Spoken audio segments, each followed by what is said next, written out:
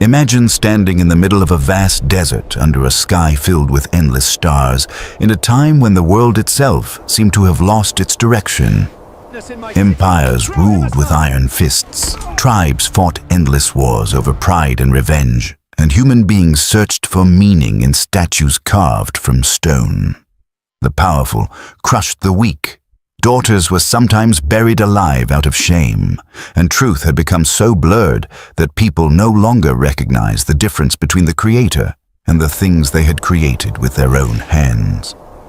Yet in the middle of that darkness, a story was about to begin that would change the destiny of humanity forever. Before we continue, take a moment to share something with us. Thank you for watching Islamic Insight channel.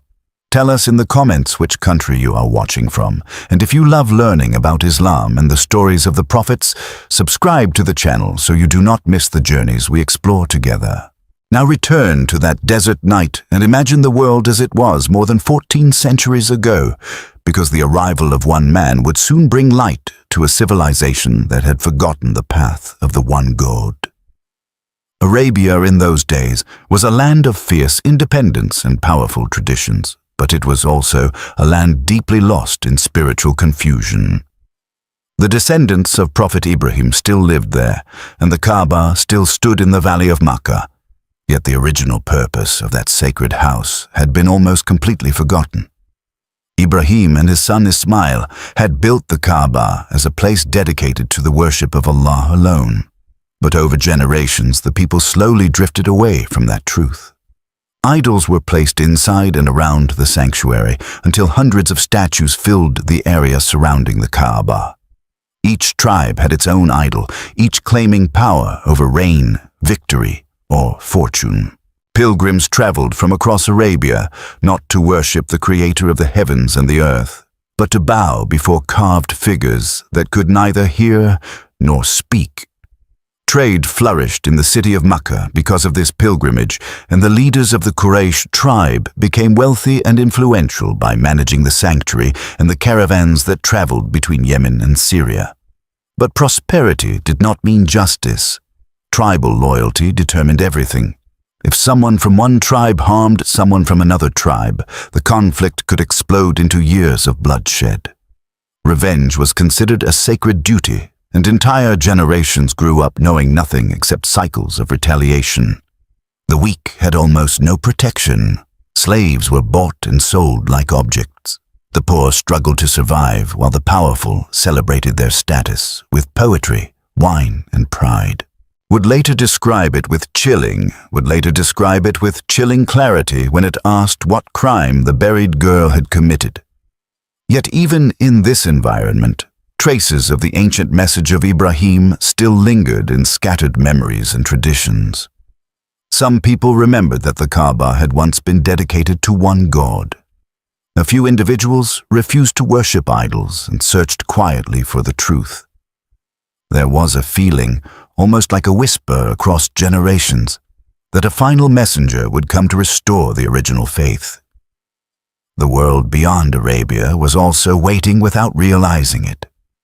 To the north, the Byzantine Empire struggled with political and religious conflicts. To the east, the Persian Empire held immense power but was locked in rivalry and war with Byzantium. Across many lands, people debated theology, fought over doctrines, and argued about the nature of God, while the simple call to worship the Creator alone had been clouded by centuries of division. In the middle of this global tension, Arabia remained isolated yet strategically positioned between the great empires. Caravans carried goods, stories, and ideas through the desert routes, but no one could have imagined that this quiet region would soon become the birthplace of a message that would reshape civilizations. The valley of Makkah waited in silence, the Kaaba standing at its center, surrounded by idols that had stolen the devotion meant only for Allah. And then the year arrived that people would remember forever, a year marked by an event so dramatic that it would be preserved in the Quran itself. Far to the south, in Yemen, there ruled a powerful man named Abraha. He had built a magnificent cathedral in the city of Sana'a in the hope that it would become the new center of pilgrimage for the Arabs. His ambition was not small. He wanted the tribes of Arabia to abandon the Kaaba and travel instead to his grand church, bringing wealth and prestige to his kingdom. But the Arabs refused to abandon the sanctuary that had stood in Makkah for generations. Their loyalty to the Kaaba remained strong, even though many of them had filled it with idols. When Abraha realized that his cathedral would never replace the Kaaba as the spiritual center of Arabia, anger grew inside him. He decided that if the Arabs would not leave the Kaaba willingly, he would destroy it completely. So Abraha assembled a massive army and marched north toward Makkah. What made this army especially terrifying was the presence of elephants, enormous animals that the tribes of Arabia had never seen in battle before. The ground trembled beneath their steps as the army advanced through the desert. News of the approaching force spread quickly through Makkah, and fear gripped the people. The Quraysh tribe understood that they could not defeat such an army. Their weapons and numbers were far too small.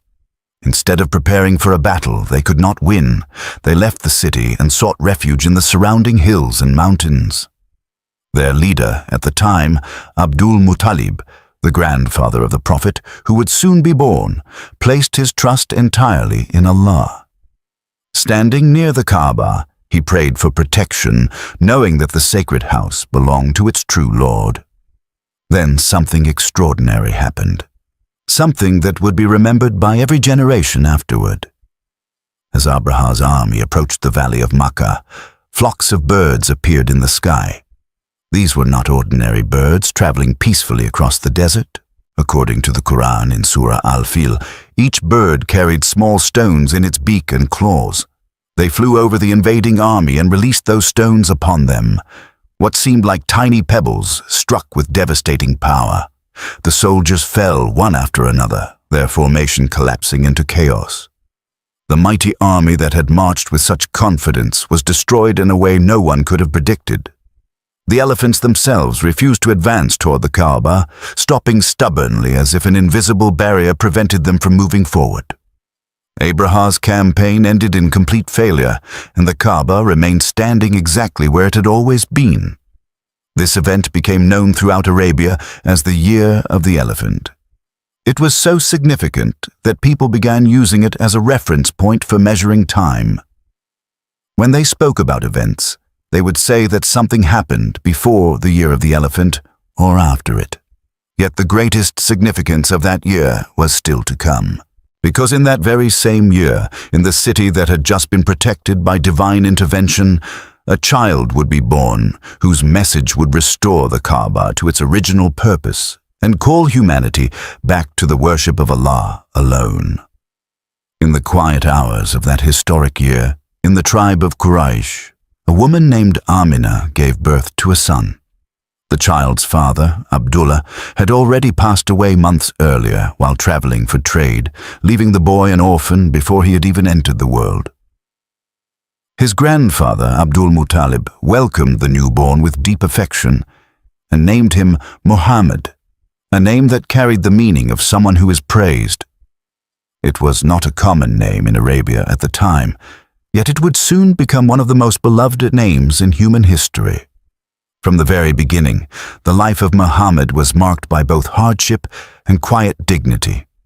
Losing his father before birth meant that he would grow up without the protection and support that most children depended on. Yet in the culture of Arabia, the extended family stepped in to care for such children. Abdul Muttalib took special interest in his grandson, often keeping him close by his side. People noticed the deep love the old leader had for the boy. Muhammad's early years followed the custom of Makkah, where infants were often sent to live for a time with Bedouin families in the desert so they could grow strong in the fresh air and learn pure Arabic. During this period, he was cared for by a woman named Halima al-Sa'diyah, whose household experienced unexpected blessings after taking the child into their care. But the shadow of loss would continue to follow him. When Muhammad was 6 years old, his mother Amina decided to travel with him to the city of Yathrib, later known as Medina, to visit relatives in the grave of his father. The journey brought moments of connection and family, yet tragedy struck on the return trip. Amina became ill during the journey and passed away in a place called Abwa. The young boy who had already lost his father now lost his mother as well. Imagine the weight of that moment for a child, one so young, traveling back toward Makkah, not with the comfort of a parent, but with the quiet understanding that he was now completely alone in the world. Yet even in that sorrow, care surrounded him.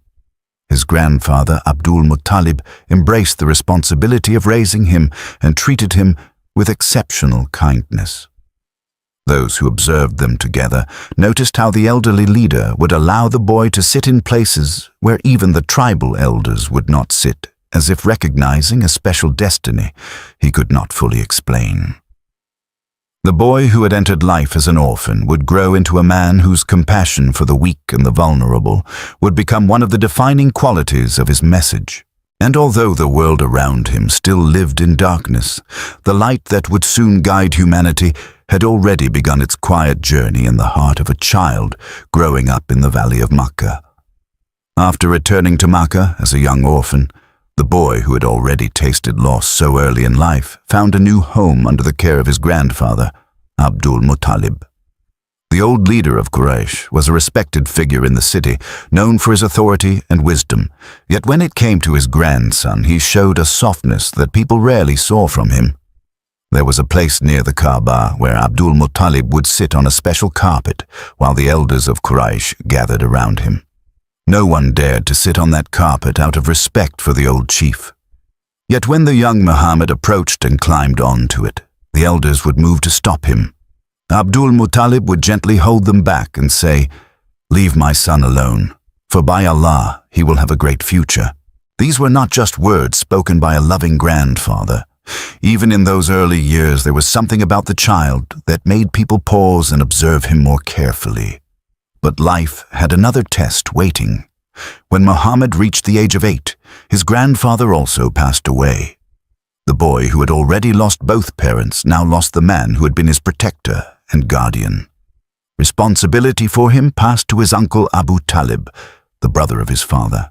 Abu Talib was not a wealthy man, yet he was known for his generosity and loyalty. Despite having many children of his own and limited means, he welcomed Muhammad into his household with open arms and treated him like one of his own sons. In the tribal culture of Arabia, loyalty to family meant everything, and Abu Talib would remain one of the Prophet's most important protectors for many years to come. Growing up in the household of Abu Talib, Muhammad experienced the realities of ordinary life in Makkah. The family worked hard, and from an early age he learned the value of responsibility. Like many young boys in Arabia, he spent time tending sheep in the hills outside the city. This simple task might seem small, yet it shaped his character in ways that would later become clear. Long hours in the open desert gave him time to think, to observe the quiet rhythm of nature, and to develop patience. The life of a shepherd required calm judgment, careful attention, and the ability to guide a flock safely through difficult terrain. Many prophets before him had also been shepherds, and this early experience quietly prepared him for the leadership that would come later. As he grew into adolescence and then adulthood, something about Muhammad's character began to stand out more clearly to the people of Makkah. In a society where deception in trade was common and loyalty often depended on tribal advantage, he was known for honesty that never wavered. He did not participate in the drunken gatherings or the reckless behavior that many young men of his time considered normal. He avoided idol worship, even though it surrounded him everywhere. When disputes arose between people, they trusted his judgment because they knew he would not lie or manipulate the truth. Over time, the people of Makkah gave him a title that reflected their respect for him. They called him Al-Amin, the trustworthy one. This reputation would open doors for him as he entered adulthood. Makkah was not a farming city. Its wealth came from trade. Caravans traveled north toward Syria and south toward Yemen, carrying goods such as leather, textiles, spices, and precious metals. These journeys required reliable merchants who could manage valuable cargo across dangerous desert routes. Muhammad became involved in this trade and quickly earned respect for the way he conducted business. He never cheated a customer, never broke a promise, and never hid the truth about the quality of goods. In a marketplace where many merchants exaggerated or deceived buyers to increase profit, his integrity stood out like a clear spring in the desert.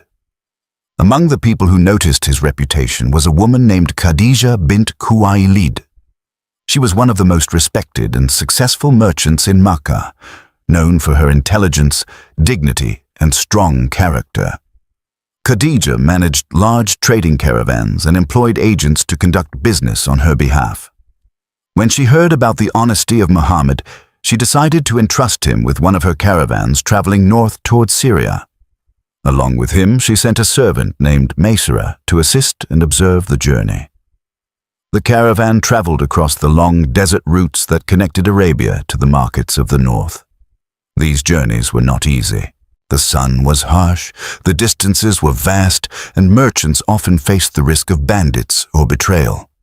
Yet throughout the trip, Muhammad demonstrated the same honesty and fairness that had made him respected in Makkah.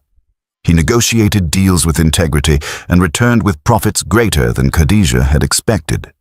But what impressed her even more were the reports from Maysara, who described the character he had witnessed during the journey. He spoke about Muhammad's calm nature, his fairness in trade, and the way people were drawn to his sincerity. When Khadija heard these accounts, she began to see him not only as a trustworthy employee, but as a man of exceptional character. Despite being older than him, she recognized qualities that made him different from others in their society. She spoke with a close friend and eventually sent a proposal of marriage to Muhammad. At the time, he was 25 years old and Khadija was 40. In the culture of Arabia, this difference in age was not unusual. Yet the proposal carried deep significance. Muhammad accepted, and their marriage became one of the most remarkable partnerships in history. Their home was not built on wealth or status alone, but on mutual respect, loyalty, and deep affection. Khadija supported her husband with wisdom and kindness, and he honored her with unwavering devotion. For many years, he took no other wife, even though such arrangements were common in Arabia. Together, they built a household filled with trust and compassion. They were blessed with children, including daughters who would grow up to play important roles in the early Muslim community. Among them was Fatima, who would later become deeply beloved among the companions. While Muhammad continued to work in trade and provide for his family, something inside him increasingly felt unsettled by the society around him. Makkah was prosperous, yet its prosperity often hid deep moral corruption. Idols surrounded the Kaaba, and people believed that these lifeless statues could bring them fortune or protection. Wealthy merchants celebrated their success with pride while the poor struggled in hardship. Conflicts could erupt over the smallest insult, and cruelty toward slaves and the weak remained common. Muhammad observed all of this quietly, but his heart did not feel at peace with it. Instead of participating in the excesses of society, he developed a habit that would become increasingly important. He sought solitude, not as an escape from responsibility, but as a way to reflect deeply about life and the creator of the universe. Just outside Makkah stood a mountain known as Jabal al-Nur, the Mountain of Light. High on its rocky slope was a small cave called Hira. It was a narrow place, simple and quiet, overlooking the valley below. From that vantage point, one could see the city of Makkah in the distance and the Kaaba standing at its center. Muhammad began to retreat to this cave for periods of reflection. Sometimes he would spend several nights there, bringing food and water with him while he contemplated the signs of creation. The desert sky above him stretched endlessly, filled with stars that seemed to whisper about the vastness of the universe. In those quiet hours, he would think about the legacy of Ibrahim and the forgotten worship of the one God. He would think about the injustice he saw in society and the way people had turned away from truth. His heart searched for clarity in a world that had lost its way. This practice of retreat and reflection became a regular part of his life as he approached the age of 40. Each year during the month of Ramadan, he would spend longer periods in the cave of Hira, devoting himself to contemplation and prayer according to the tradition of seeking closeness to the Creator. He did not yet know that the moment that would change human history was drawing near. The quiet nights in that cave were preparing him for something far greater than he could imagine. The man known among his people as the trustworthy one, the merchant respected for his honesty, the husband devoted to his family, was about to receive a responsibility that no human being had carried since the time of the previous prophets. And while he sat in that cave above the sleeping city of Makkah, reflecting on the Creator of the heavens and the earth, the world below continued its ordinary routines without realizing that the final messenger of Allah was only moments away from receiving the first words of revelation that would echo across centuries. The nights in the cave of Hira had become familiar to Muhammad. The climb up the rocky mountain outside Makkah was steep and quiet, far removed from the noise of markets and tribal arguments below. When he sat inside the narrow cave and looked out over the valley, the city seemed small, almost fragile beneath the endless desert sky. Those moments of solitude allowed him to think about the Creator of the heavens and the earth, about the forgotten legacy of Prophet Ibrahim, and about the confusion that had overtaken his people. He did not worship the idols that surrounded the Kaaba, and his heart could never accept that lifeless stones deserved devotion. Something inside him knew that the truth had once been clearer, that the one who created the stars above must also be the one worthy of worship on earth. For years these reflections continued quietly, shaping his character and deepening his awareness, until the night arrived that would change everything. It was during the month of Ramadan when Muhammad was about 40 years old. The desert air was still, and the silence of the mountain seemed heavier than usual. As he sat inside the cave of Hira, absorbed in reflection, something suddenly filled the space around him with a presence unlike anything he had ever experienced. An angel stood before him. This was Jibril, the angel entrusted with bringing revelation from Allah to his prophets. The moment was overwhelming. The angel commanded him with a word that carried immense weight: "Read." Muhammad answered honestly that he could not read. Again the command came, and again he replied that he was not able to read. The angel then embraced him with a strength that left him trembling, and repeated the command once more. Out of that moment came words that would become the first verses of the Quran. "Read in the name of your Lord, who created the human being from a clinging substance.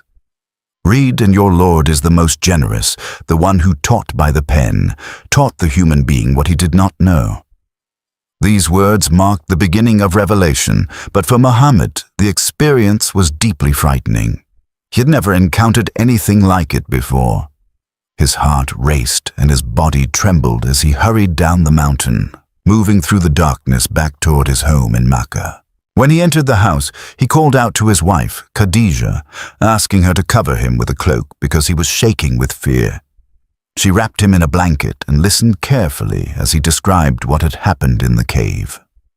Muhammad worried about what the experience might mean, yet Khadija responded with calm certainty. She reminded him of the man he had always been, a man known for truthfulness, kindness to relatives, generosity to the poor, and care for the vulnerable. She told him with conviction that Allah would never disgrace someone with such noble character. Khadija did not stop there. Wanting to understand more about the experience, she took Muhammad to visit her cousin, Waraka ibn Nawfal, an elderly man who had knowledge of earlier scriptures and the traditions of previous prophets. After hearing Muhammad describe what had happened in the cave, Waraka became deeply moved. He explained that the being who had appeared was the same angel who had brought revelation to Prophet Musa centuries earlier. Then he said something that carried both honor and warning. He told Muhammad that he had been chosen as a prophet for his people, but that his message would face fierce opposition. Waraka expressed a wish that he could live long enough to support him when that time came. Not long after this meeting, Waraka passed away, but his words remained as a quiet confirmation of the immense responsibility that had just begun. In the days that followed, Muhammad began to understand that the encounter in the cave had not been a single, isolated event. Revelation continued to come gradually, bringing guidance, correction, and instruction. Each message came through the angel Jibril, and each one strengthened the awareness that he had been chosen as the final messenger of Allah. At first, the call to faith spread quietly among those closest to him. The very first person to believe in him without hesitation was Khadija.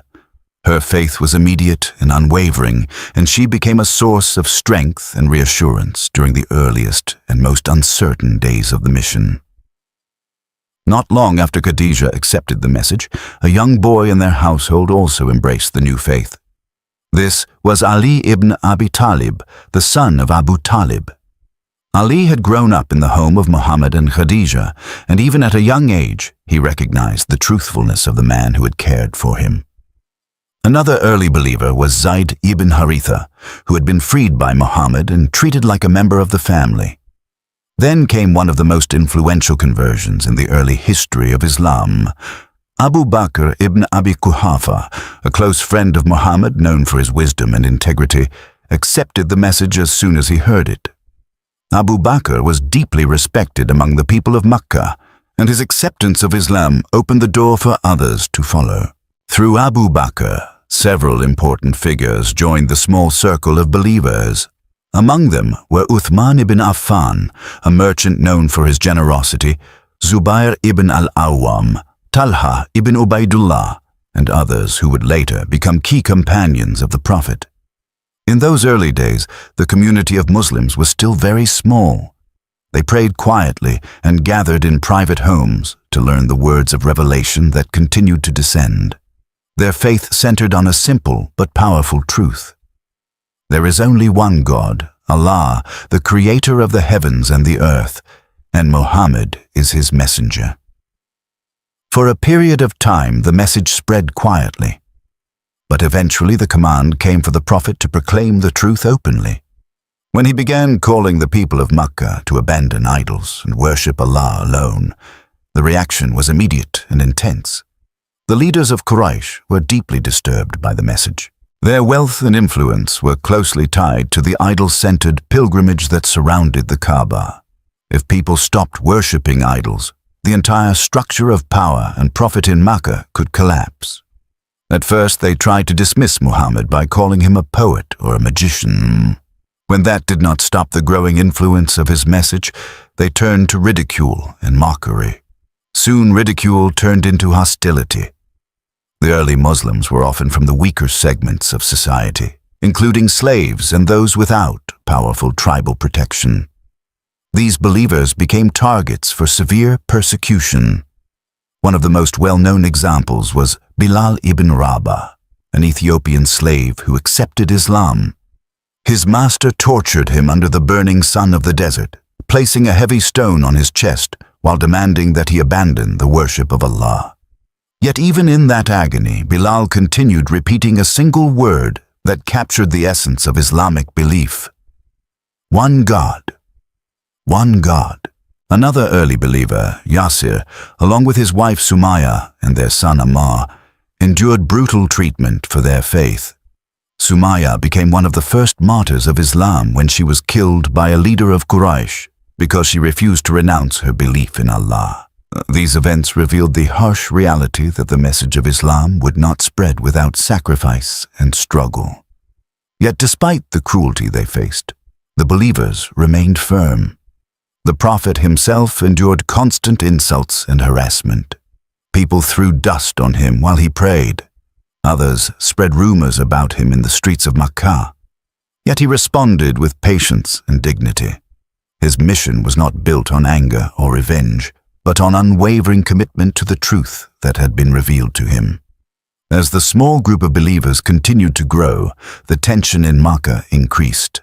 The leaders of Quraysh began to realize that the message they had tried to ignore was becoming something far more powerful than they had expected.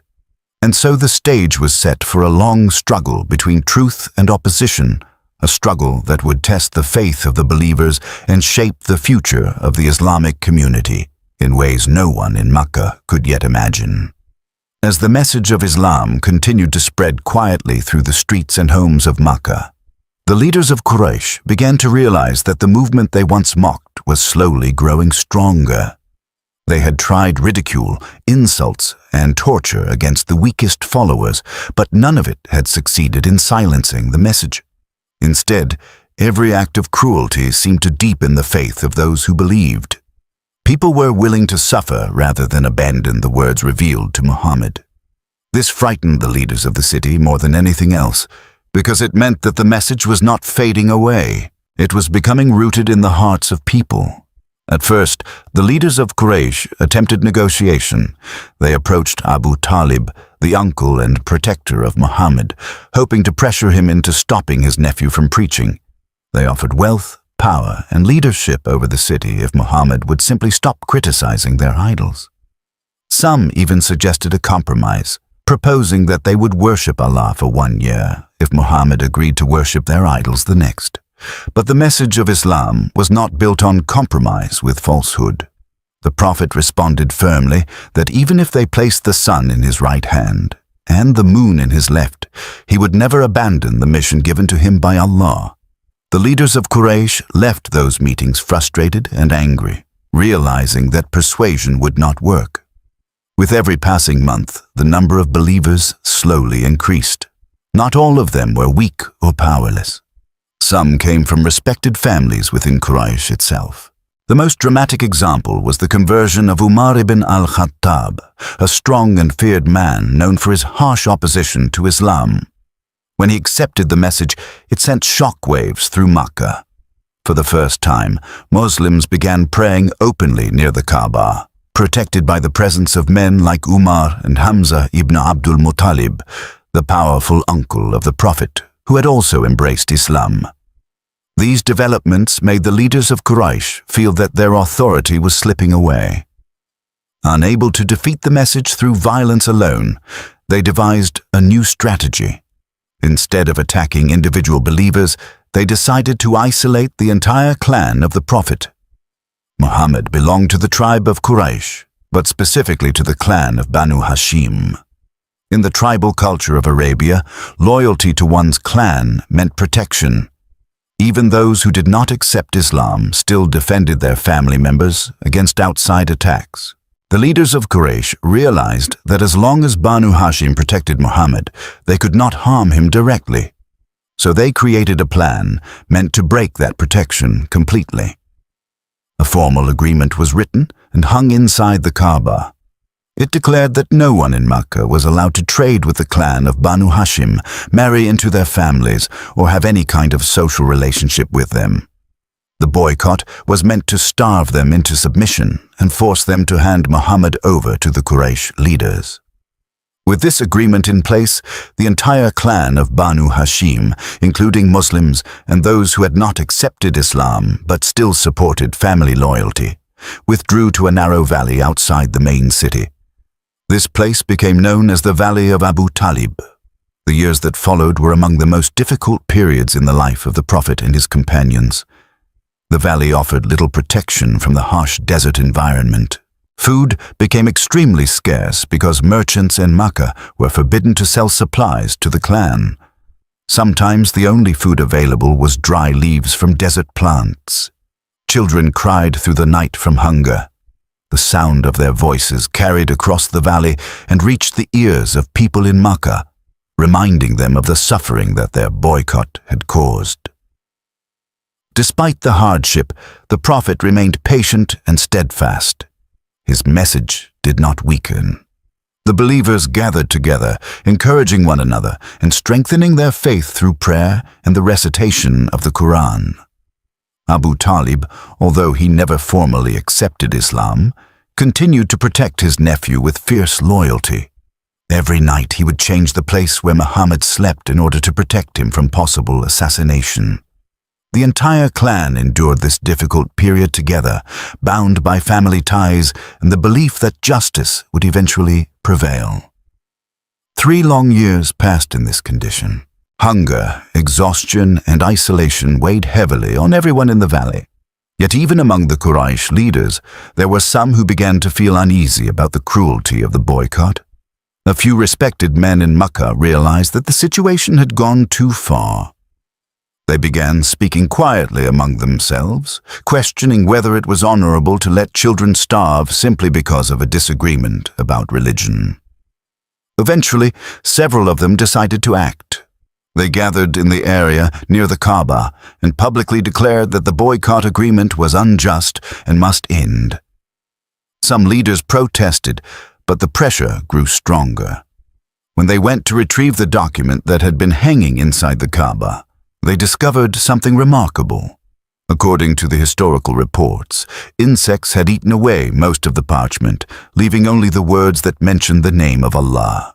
This discovery shocked many people and was seen by believers as a sign that the oppression of the boycott would not be allowed to continue. The agreement was torn apart, and the clan of Banu Hashim was finally able to leave the valley and return to the city of Makkah. Although the boycott had ended, the years of hardship had taken a heavy toll. The Prophet and his family had endured enormous physical and emotional strain. Yet even after such suffering, the mission of Islam continued with determination and hope. But another trial was already approaching, one that would touch the Prophet more deeply than any hardship he had faced before. Not long after returning from the valley, the Prophet experienced 2 devastating losses that changed the course of his life. The first was the death of his beloved wife Khadijah. For 25 years, she had been his closest companion, his strongest supporter, and the first person who believed in him when revelations began. During the earliest days of the mission, when the world around him doubted and mocked him, Khadijah stood beside him with unwavering faith. She comforted him when he was afraid, encouraged him when the burden of the mission felt overwhelming, and used her wealth to support the struggling Muslim community. Her death left a deep emptiness in his life. She had been not only his wife, but also his trusted partner in every stage of the early mission. Without her presence, the house that had once been filled with warmth now felt quiet and heavy with grief. The companions of the Prophet understood how profound this loss was, because they had witnessed the love and respect that existed between them. Soon after the death of Khadijah, another pillar of support was taken away. Abu Talib, the uncle who had protected Muhammad since childhood, also passed away. For many years, Abu Talib had used his position as a respected leader of Quraysh to shield the Prophet from direct attack. Even though he did not formally accept Islam, his loyalty to his nephew had prevented the enemies of the message from harming him openly. With his death, that protection disappeared. The loss of both Khadijah and Abu Talib within such a short time created a period of deep sorrow in the life of the Prophet. The year became known among historians as the Year of Sorrow. Without the emotional support of Khadijah and the tribal protection of Abu Talib, the opposition from Quraysh intensified. The insults became harsher and the threats more direct. The Prophet faced these challenges with patience, but the weight of grief and hostility pressed heavily upon him. Yet even in this period of sadness, the mission of Islam did not stop. The Prophet continued calling people to the worship of Allah, traveling beyond Makkah in search of those who might listen to the message. The path ahead would not be easy, but the years of hardship had already proven something important. The message revealed in the cave of Hira could not be extinguished by persecution, hunger, or loss. Instead, every trial seemed to strengthen the resolve of those who believed, preparing them for the next stage of a journey that would soon carry the message of Islam far beyond the Valley of Makkah. After the year of deep sorrow, the burden of the mission continued to press heavily upon the Prophet. The city of Makkah had become increasingly hostile. Without the protection of his uncle Abu Talib and without the emotional support of Khadijah, the opposition of Quraysh grew more aggressive and open. Yet the Prophet did not retreat from his responsibility. He continued calling people to the worship of Allah alone, reminding them that idols carved from stone could neither help nor harm anyone. He spoke about justice, about accountability before the Creator, and about a day when every human being would stand before Allah. Some people listened with curiosity, but many responded with anger, seeing his message as a threat to the traditions that defined their society. During this difficult time, something extraordinary occurred that would forever stand as one of the greatest miracles in Islamic history. One night, while the Prophet was in Makkah, Allah honored him with a journey that would take him beyond the boundaries of the earth itself. This event is known as Al-Isra and Al-Miraj, the night journey and ascension. It was not a dream or a metaphor, but a real journey that Allah made possible through His power. The night began with the Prophet being taken from the sacred sanctuary of the Kaaba in Makkah to a distant place of worship known as Al-Aqsa in Jerusalem. So, more according to authentic traditions, he traveled on a remarkable creature called Al-Buraq, a being created specifically for this journey, moving with incredible speed across the land. In what seemed like a moment, the distance between Makkah and Jerusalem was crossed, something that would normally take weeks of travel across desert and mountains. When the Prophet arrived at Al-Aqsa, he found himself surrounded by a gathering unlike anything that had ever occurred before. The prophets who had come before him were present there, including figures whose names had been known to humanity for centuries. Among them were Ibrahim, Musa, Isa, and many others who had carried the message of monotheism to their own nations. In that sacred moment, the Prophet Muhammad was asked to lead them in prayer. The significance of this moment was profound. It symbolized the unity of the prophetic mission across time and confirmed that the message he carried was not something new, but the continuation and completion of the same truth that had been delivered by the prophets before him. After the prayer at Al-Aqsa, the journey continued in a way that moved beyond the boundaries of the physical world. The Prophet was taken upward through the heavens in an ascension known as Al-Miraj. At each level of the heavens, he encountered prophets who welcomed him with respect and peace. In the first heaven, he met Adam, the father of humanity. In the next, he met Isa and Yahya. Then he met Yusuf, whose beauty had once been spoken about across generations. He encountered Idris, then Harun, and then Musa. Finally, in the highest of these levels, he met Ibrahim, resting near the house of worship in the heavens that angels circle, just as believers circle the Kaaba on earth. The journey through the heavens revealed the vastness of Allah's creation and the honor that had been given to the Prophet. But one part of this night would carry a direct and lasting impact for every Muslim who would ever live. During this ascension, the command for the daily prayers was given. At first, the number of prayers was greater, but through a dialogue that occurred as the Prophet encountered Musa on his return, the number was reduced until it became the 5 daily prayers that Muslims perform today.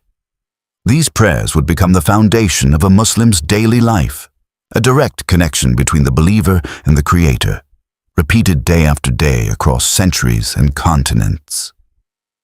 When the Prophet returned to Makkah that same night, the journey had lasted only a short time, yet the experiences he had witnessed were beyond anything the people of his city could easily comprehend. When he spoke about the night journey and ascension, many of the leaders of Quraysh responded with mockery. They laughed at the idea that someone could travel to Jerusalem and return in a single night. They thought they had found an opportunity to discredit him completely. But the believers remained firm.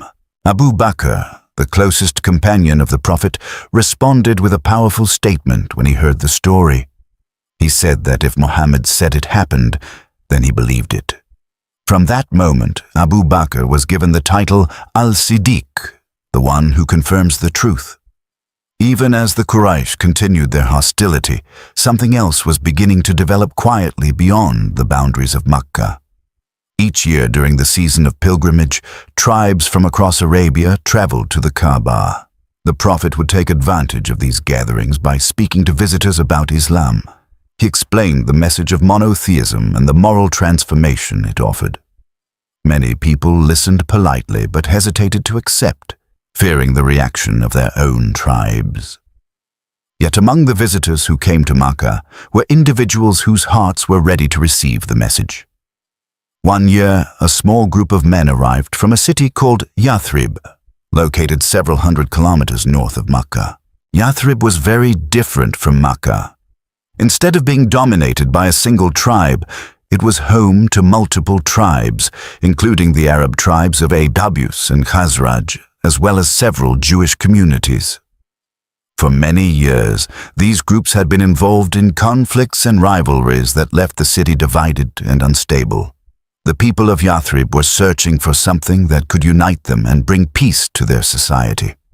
When these men from Yathrib heard the message of the Prophet, they recognized something that resonated deeply with their situation. They had already heard stories from the Jewish communities in their city about the coming of a prophet who would appear in Arabia. Hearing Muhammad speak about the worship of one God and the call to justice and unity made them feel that they were witnessing the fulfillment of those expectations. They accepted Islam and returned to Yathrib with the intention of sharing the message with their people. There they pledged their belief in Allah. and their commitment to follow the teachings of Islam. This meeting became known as the First Pledge of Aqaba. It was not yet a political alliance, but a promise of faith and moral conduct. They agreed to worship Allah alone, avoid wrongdoing, protect their families, and obey the Prophet in what was right. After this pledge, the Prophet sent one of his companions, Musab ibn Umair, to Yathrib to teach the Quran and help establish the new Muslim community there. Musab was known for his wisdom and gentle character, and his presence had a remarkable impact on the city.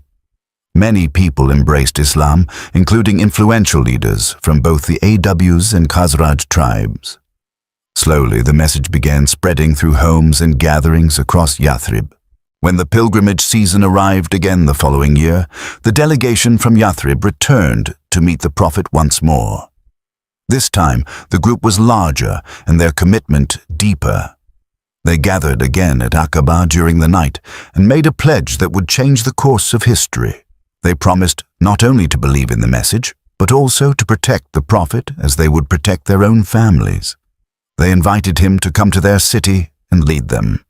For the first time, the possibility of a new beginning for the Muslim community appeared clearly on the horizon.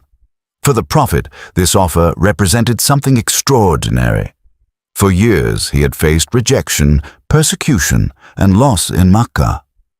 Now a city was opening its doors, offering not only safety but also loyalty and support. The people of Yathrib were ready to build a society based on faith, justice, and unity under the guidance of the message he carried.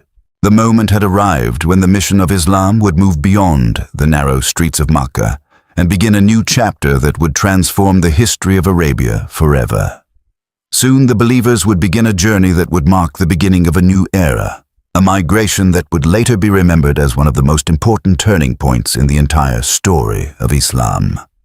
The message of Islam had taken root in the city of Yathrib in a way that no one in Makkah had expected. What began as a quiet conversation between a small group of visitors and the Prophet during the pilgrimage season had grown into something much larger. The men who returned to Yathrib carried with them not only belief, but conviction.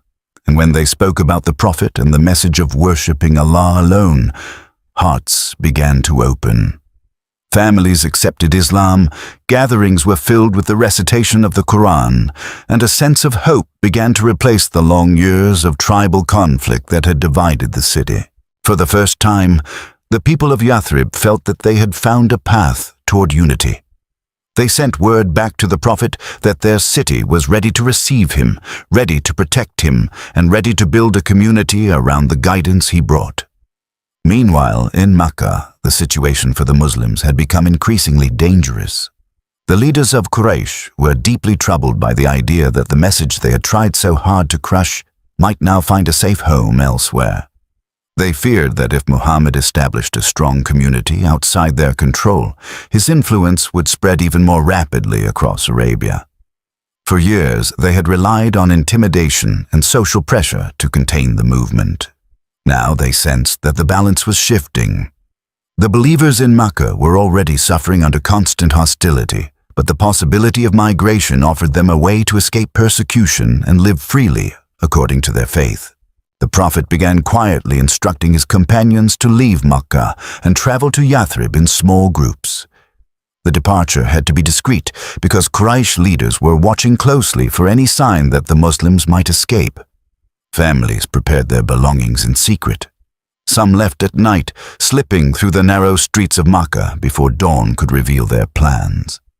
Others pretended to leave for ordinary travel and then continued north toward Yathrib once they were safely outside the city. Each journey was filled with uncertainty. The desert was vast and unforgiving, and anyone caught by Quraysh could face severe punishment. Yet the believers placed their trust in Allah and began the journey anyway, step by step, caravan by caravan. As the Muslims arrived in Yathrib, they were welcomed with warmth and generosity by the local believers who had already embraced Islam. These residents became known as the Ansar, meaning the helpers, because they opened their homes and shared their wealth with the migrants from Makkah. The migrants themselves became known as the Muhajirun, the emigrants who left behind their property and their homeland for the sake of their faith. The bond between these two groups would become one of the most remarkable examples of brotherhood in history. People who had never met before now treated each other as family, sharing food, shelter, and protection without hesitation. Back in Makkah, the leaders of Quraysh soon realized what was happening. One by one, the Muslims were disappearing from the city, leaving behind empty houses and abandoned businesses. The leaders feared that if Muhammad himself managed to leave, their authority would be weakened beyond repair. They gathered in a secret meeting at a place known as Dar al-Nadwa to decide what should be done. The discussion was intense. Some suggested imprisoning him, others proposed expelling him from the city. Finally, a more ruthless plan emerged. Representatives from several tribes would join together in a single attack, striking Muhammad at the same moment so that responsibility for his death would be shared among many clans. This would make it impossible for the family of Muhammad to seek revenge against any one tribe. But the plan they carefully designed would not succeed. Allah had already revealed the plot to the Prophet and instructed him to leave Makkah. On the night chosen for the assassination attempt, the Prophet asked his young cousin Ali ibn Abi Talib to sleep in his bed so that the assassins waiting outside would believe he was still inside the house. Ali accepted the responsibility without hesitation, knowing the danger involved. Meanwhile, the Prophet quietly left the house and made his way through the darkness toward the home of his closest companion, Abu Bakr. Together they began the journey that would become one of the most significant events in Islamic history. Instead of traveling directly north toward Yathrib, they first moved south to avoid detection and hid in a cave known as Thawr. For 3 days, they remained there while the search for them intensified. Quraysh offered a large reward for anyone who could capture them, and search parties spread across the desert looking for any trace of their path. At one point, the pursuers came so close to the cave that Abu Bakr feared they might discover them. According to authentic reports, he whispered to the Prophet that if the men looked down, they would surely see them. The Prophet responded with calm confidence, reminding him that they were not alone. Allah was with them. It was a moment that captured the essence of trust in divine protection, even when danger seemed only steps away. After the search had quieted, the two travelers continued their journey across the desert. The path toward Yathrib stretched across open land where the sun burned during the day and the cold desert air settled in at night. Yet with every step they moved closer to a new beginning. Word had already reached the people of Yathrib that the Prophet might soon arrive. Each morning groups of believers gathered outside the city, scanning the horizon and waiting with growing anticipation. When the Prophet finally approached the outskirts of Yathrib, the joy of the people was impossible to contain. Men, women, and children came out to greet him, their voices filled with welcome and relief. For years they had heard about the messenger of Allah, and now he was arriving in their city. The atmosphere was filled with gratitude and excitement. The city that had once been divided by tribal conflict was now united in welcoming the man who would guide them toward a new way of life. The Prophet first stayed in a place called Quba, just outside the city. There he established what is considered the first mosque built in Islam. It was a simple structure made with humble materials, yet it symbolized something far greater than its physical appearance. It represented the beginning of a community centered on worship, unity, and obedience to Allah. After a few days, he continued into the main area of Yathrib, which would soon be known by a new name, Madinat al-Nabi, the city of the Prophet. Upon entering the city, the Prophet allowed his camel to walk freely until it stopped at the place where the central mosque would be built. The land belonged to two young orphans, and it was purchased so that the mosque could be constructed there. The Prophet himself participated in the work, carrying bricks alongside his companions. This simple act demonstrated that leadership in Islam was not about privilege, but about service and humility. The mosque quickly became more than just a place of prayer. It served as the heart of the new community. It was where people gathered to learn the Quran, discuss matters affecting society, and strengthen their bonds with one another. One of the first actions the Prophet took was to establish a formal brotherhood between the Muhajirun and the Ansar. Each migrant from Makkah was paired with a resident of Medina, creating a relationship that went beyond friendship. These pairs shared their homes, their resources, and their responsibilities, ensuring that no one was left without support. The transformation of the city was remarkable. Tribes that had once fought bitter wars began to see themselves as part of a single community united by faith. The teachings of Islam emphasized justice, compassion, and responsibility toward others. Gradually, the social structure of Medina shifted from tribal rivalry to a society guided by moral principles and collective purpose. This was more than a migration. It was the beginning of a new chapter in human history. In Makkah, the message of Islam had survived through patience and endurance. In Medina, it would grow into a living society where faith shaped daily life, law, and relationships. The city that had once been called Yathrib was now becoming a center of guidance that would soon influence all of Arabia and eventually the wider world. And at the heart of it stood the Prophet Muhammad, not as a king or ruler seeking power, but as a messenger guiding people back to the worship of the one who created them. The migration to Medina did not end the tension between the Muslims and the leaders of Quraysh. In fact, the move created a new stage in the conflict. The Quraysh of Makkah could not accept that the message they had tried to crush had now found a secure base. For years, they had used persecution, torture, and social pressure to silence the followers of Islam. Now, those followers had become a united community living under the leadership of the Prophet, free to practice their faith openly and organize themselves as a society. This development unsettled the powerful merchants of Makkah, whose influence had long depended on maintaining control over the region. They began preparing for confrontation. In Medina, the Muslim community continued to grow stronger, but the city itself was not without its challenges. The population included the Muhajirun, who had left everything behind in Makkah, the Ansar, who had welcomed them, and several Jewish tribes who had lived in the region for generations. The Prophet worked carefully to create stability among these groups, establishing agreements that defined mutual responsibilities and protection. Justice and fairness were emphasized, and disputes were settled through consultation and guidance from the Quran. Yet the threat from outside the city remained real. The Quraysh had not forgotten their anger, and they were determined to destroy the growing influence of Islam before it spread further. The first major confrontation came in the second year after the migration. A caravan belonging to Quraysh was traveling near the region of Badr, a place known for its wells and water sources. The Muslims set out to intercept the caravan as part of the ongoing economic struggle between the two sides. What began as an attempt to intercept a trade convoy quickly developed into something far more serious. The leaders of Quraysh assembled a large army and marched out from Makkah to protect their interests and demonstrate their strength. The Muslim community suddenly found itself facing a force much larger and better equipped than their own. The believers who set out from Medina numbered only a little more than 300 men.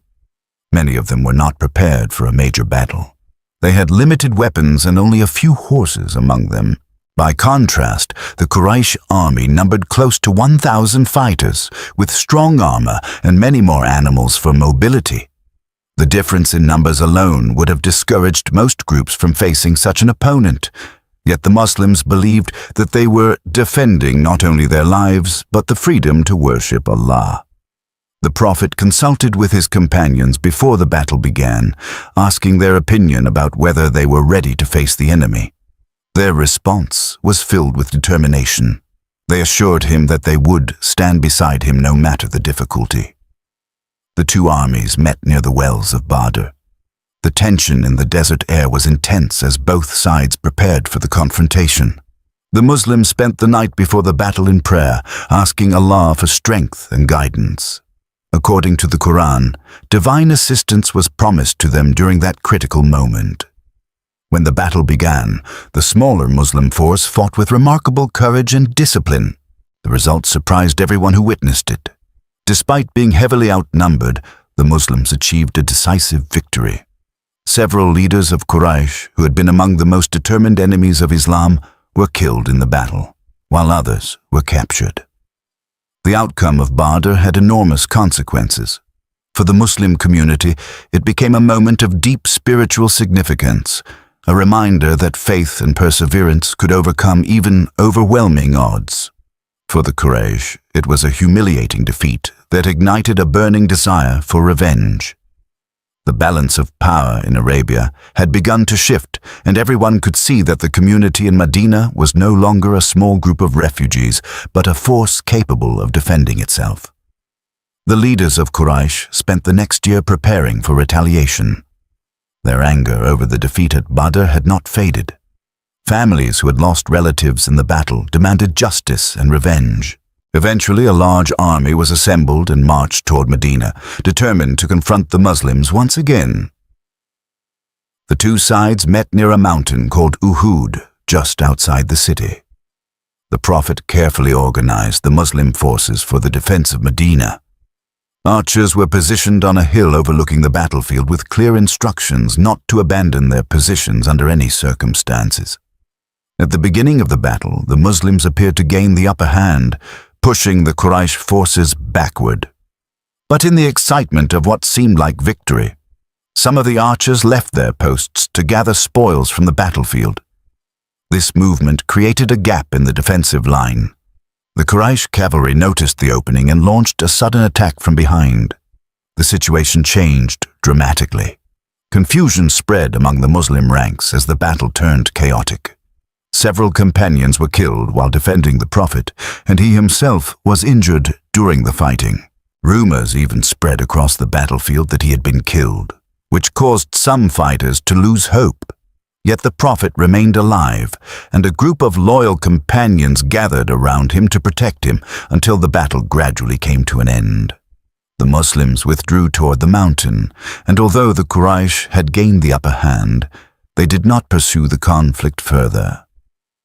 The experience of Uhud carried important lessons for the Muslim community. It demonstrated that victory was not guaranteed simply because they had triumphed once before. Discipline, obedience, and patience were essential. The Quran later addressed the events of Uhud directly, reminding believers that setbacks were part of the test of faith, and that perseverance was necessary for those who wished to remain firm in the path of truth. In the years that followed, the tension between Medina and its enemies continued to build. Various tribes formed alliances against the Muslims, believing that if they united their strength, they could finally eliminate the growing influence of Islam. This effort led to another major confrontation known as the Battle of the Trench. A large coalition of tribes marched toward Medina with the intention of besieging the city. Facing a force far larger than their own, the Muslims adopted a defensive strategy suggested by Salman al-Farisi, who proposed digging a trench around the exposed sides of the city. The trench created a barrier that prevented the attacking forces from advancing easily. The siege lasted for several weeks as the coalition struggled to break through the defenses. Harsh winds and internal disagreements among the attacking tribes eventually weakened their resolve. In the end, the coalition withdrew without achieving their goal. The failure of this campaign marked a turning point. After the Battle of the Trench, the momentum of the conflict began to shift decisively in favor of the Muslim community. Not long after these events, another moment arrived that would shape the future of the region in an unexpected way. In the 6th year after the migration, the Prophet had a dream that he and his companions were entering Makkah peacefully to perform the pilgrimage. Encouraged by this vision, he set out with a large group of followers dressed in the simple garments of pilgrims, carrying no weapons except those normally allowed for travelers. Their intention was not to fight, but to perform the sacred rites at the Kaaba. When news of their approach reached Makkah, the leaders of Quraysh reacted with suspicion and fear. They believed the Muslims might be planning an attack under the cover of pilgrimage. Armed forces were sent to block the road leading into the city. The two sides eventually met at a place called Hudaybiyah, just outside the boundaries of Makkah. Negotiations began as both parties tried to avoid open conflict.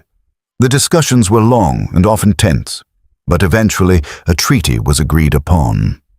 The terms required the Muslims to return to Medina without performing the pilgrimage that year, though they would be allowed to return peacefully the following year. Other conditions seemed unfavorable at first, including an agreement that anyone from Makkah who joined the Muslims without permission would be returned.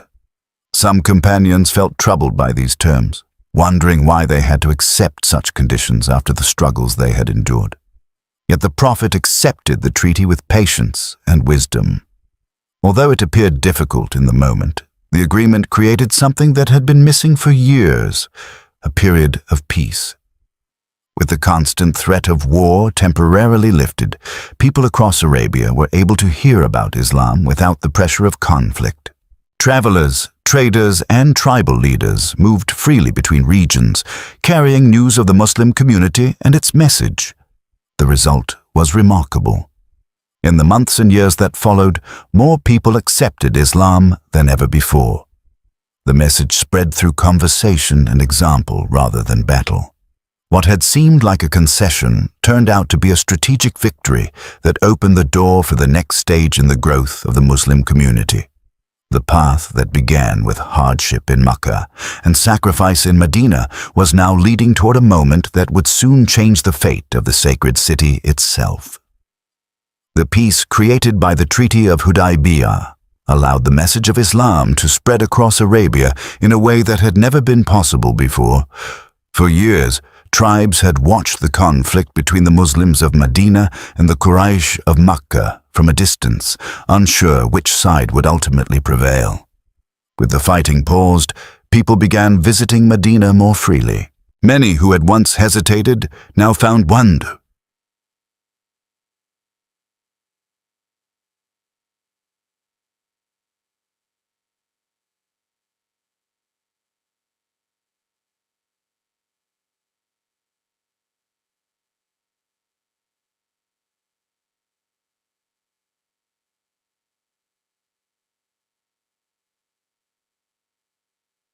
Many who had once hesitated now found themselves drawn toward the message of Islam.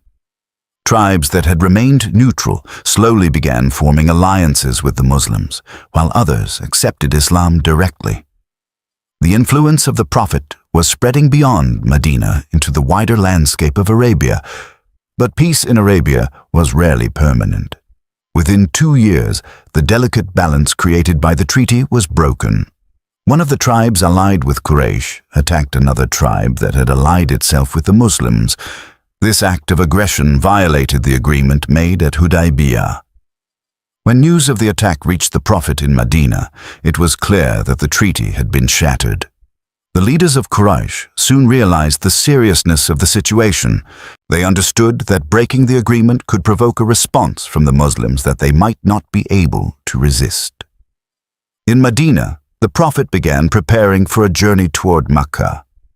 This time, however, the circumstances were very different from the years of persecution that had forced the Muslims to leave their homes. The Muslim community had grown strong and united. Tribes across Arabia had joined their ranks, and a large force assembled under the leadership of the Prophet. Yet despite the size of the army, the goal was not revenge or destruction. The Prophet gave clear instructions that unnecessary fighting must be avoided if possible. As the Muslim army moved across the desert toward Makkah, the scale of the force created a sense of awe among those who witnessed it. Thousands of believers traveled together, disciplined and organized, driven not by anger, but by a shared sense of purpose. When they camped near the outskirts of Makkah, their fires filled the night with a glow that could be seen across the valley. The leaders of Quraysh suddenly realized that the balance of power had shifted completely. The man they had once mocked and persecuted was now approaching the city with a force strong enough to take control of it. At this moment, many people expected a final battle filled with bloodshed. The memories of years of persecution were still fresh in the minds of the Muslims. Yet what followed would become one of the most powerful examples of mercy in human history. The Prophet declared that anyone who remained inside their home would be safe. Anyone who sought refuge inside the Kaaba would be safe. Anyone who entered the house of Abu Sufyan, one of the leading figures of Quraysh, would also be safe. These announcements spread quickly through the city, calming fears and preventing widespread resistance. The Muslim army entered Makkah with remarkable restraint. Only a few small skirmishes occurred in isolated areas, but the city itself surrendered without a major battle. For the first time since the early days of Revelation, the Prophet returned to the place where his mission had begun. The valley that had once been filled with hostility now stood quiet as he entered the city, with humility rather than pride. His head was lowered in gratitude to Allah, not raised in triumph. One of the first actions taken was to cleanse the Kaaba of the idols that had surrounded it for generations. The Prophet entered the sanctuary and ordered the removal of the statues that filled the space. As each idol was brought down, he recited verses of the Quran declaring that truth had come and falsehood had vanished. The house built by Prophet Ibrahim was restored to its original purpose as a place dedicated solely to the worship of Allah. The people of Makkah gathered in the courtyard near the Kaaba, uncertain about what would happen next. Many of them had spent years opposing the Prophet and persecuting his followers. Some had fought against the Muslims in battle. Others had mocked or insulted him during the early days of his mission. Now they stood before him, expecting punishment or revenge. Instead, they heard words that astonished them. The Prophet asked them what they thought he would do with them. Their answer reflected both fear and hope. They said that he was a noble brother and the son of a noble brother. In response, he spoke words that echoed the forgiveness once given by Prophet Yusuf to his own brothers centuries earlier. He told them that there would be no blame upon them that day and that they were free to go. In a moment when many leaders in history would have chosen vengeance, he chose mercy. This act of forgiveness softened hearts across the city, and many people who had once resisted the message of Islam now embraced it willingly. With Makkah peacefully brought into the fold of Islam, the unity of Arabia began to take shape in a way that had never existed before. Tribes across the region sent delegations to Medina to pledge their loyalty and learn about the teachings of the new faith. The Kaaba once again became the center of worship for believers who recognized the oneness of Allah. The transformation that had begun with a single revelation in the cave of Hira had now reshaped the spiritual and political landscape of the entire region.